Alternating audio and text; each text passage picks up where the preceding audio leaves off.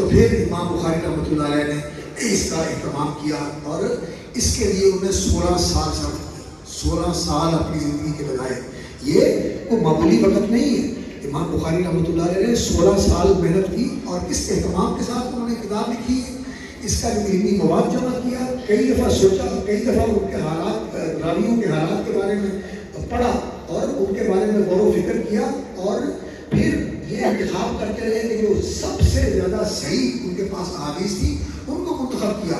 اور امام بخاری رحمۃ اللہ علیہ کا طریقہ یہ تھا کہ پہلے کہتے ہیں میں نے اپنی کتابوں کو 3 بار تصنیف کیا ہے. پہلے علمی مواد جمع کیا اور پھر ان کو ترتیب دے کر لکھا اور پھر ان کی مزید تنقیح کر کے ان کی تمییز فرمائی. تو اس طرح امام بخاری رحمۃ اللہ علیہ نے 16 سال کی مدت لگا کر یہ کتاب تحریر فرمائی اور اس کی جو احادیث ہیں ان کو ترتیب دیا مکہ میں، حرم کے اندر، حرم مکی کے اندر. اور جو اس کے عناوین اور تراجم ہیں ان کے لیے مسجد نبوی کے اندر ریاض الجنہ کے اندر بیٹھ کر یہ عناوین لکھے.